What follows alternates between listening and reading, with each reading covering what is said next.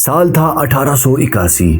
مصر کی صحرا میں آثار قدیمہ کی ایک ٹیم کھدائی کر رہی تھی۔ کام کے دوران انہیں ملا ایک خفیہ مقبرہ۔ جب وہ اس مقبرے میں داخل ہوئے تو انہوں نے ایک عجیب سا منظر دیکھا۔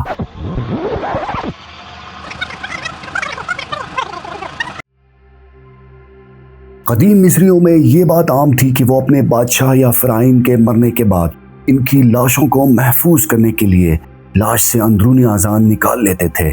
اس کے بعد نمک سے جسم کو خشک کیا جاتا اور پھر لاش پر اس وقت کے کیمیکلز یا مسالہ جات لگا کر روغن اور کپڑوں سے لپیٹ کر لاش کو مخصوص تابوت میں بند کر کے دفن یا کمرہ نما قبر میں رکھ دیا کرتے تھے۔ سن 1881 میں آثار قدیمہ کی ایک ٹیم مصر میں لگجر کے قریب ایک قدیم مقام دیر البحاری کی زمین کھود رہی تھی۔ کھودتے کھودتے پتھروں سے ڈھکا ہوا ایک خفیہ دروازہ ان کے سامنے آیا۔ جیسے ہی وہ دروازہ کھولا گیا، ایک گھٹا ٹوپ اندھیرا ان کا استقبال کر رہا تھا۔ جب لائٹس وغیرہ ڈالی تو کپڑوں میں لپٹی کئی لاشیں وہاں پڑی ملی۔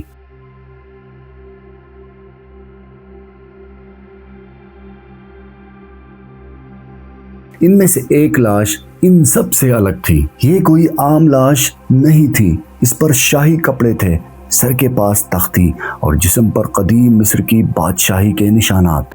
جسم مکمل تھا، چہرہ واضح تھا، بال، دانت، ناخن سب اپنی اصل حالت میں محفوظ تھے۔ اس مخصوص لاش کو تحقیق کے لیے فرانس لے جایا گیا، جہاں ڈاکٹر موریس بوکائی نے اس پر تحقیق شروع کی اور تحقیق سے پتہ چلا کہ جلد پر خراشیں جیسے کسی نے جلدی میں ممی کی ہو۔ اس کے علاوہ اس کے جسم پر مٹی کے وہ ذرات پائے گئے جو پانی کے اندر موجود ہوتے ہیں۔ اس کا صاف مطلب یہ تھا کہ لاش پانی سے نکال کر فوراً محفوظ کر لی گئی تھی۔ اس کے علاوہ انہوں نے پایا کہ موت پانی میں ڈوبنے سے ہوئی۔ لاش میں نمک کی مقدار غیر معمولی تھی اور حیرت کی بات یہ کہ جسم مکمل محفوظ تھا، بالکل قرآن کی بیان کے مطابق۔ قرآن پاک میں اللہ تعالیٰ نے فرعون کے متعلق فرمایا ہے، ہم تیرے جسم کو بچا لیں گے تاکہ تو بعد میں آنے والوں کے لیے نشانی بن جائے۔ سورہ یونس آیت نمبر 92۔ جی ہاں، وہی فرعون جس نے حضرت موسیٰ علیہ السلام کو جھٹلایا، جس نے کہا تھا میں ہی تمہارا سب سے بڑا رب ہوں، اور جو اپنی فوج کے ساتھ سمندر میں غرق ہو گیا تھا۔ تحقیق کے دوران ڈاکٹر بوکائی نے پوچھا، اس کی موت ڈوبنے سے ہوئی ہے جبکہ اس کا جسم ممیفائی بھی ہوا ہے۔ اسے جواب دیا گیا کہ قرآن کے مطابق مصر کا ایک بادشاہ تھا جو مصر کی دریا میں غرق ہوا تھا، جس کا ذکر قرآن میں ہے۔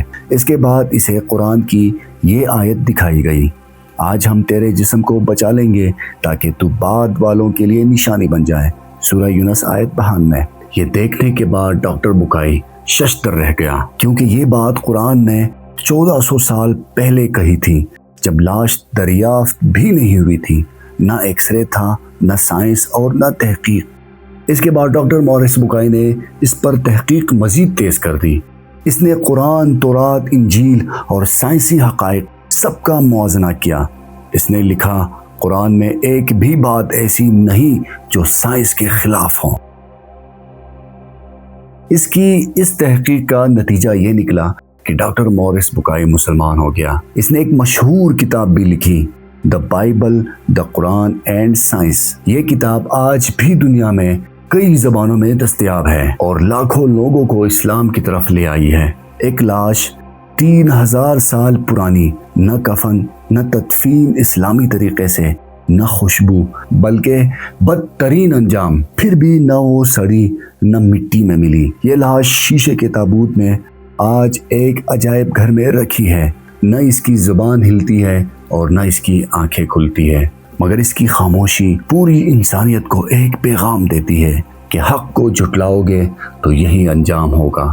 دنیا بھر سے لوگ اس کی لاش کو دیکھنے کے لیے آتے ہیں جو ہزاروں سال پرانی ہے اور جو قرآن کی سچائی کا زندہ ثبوت ہے۔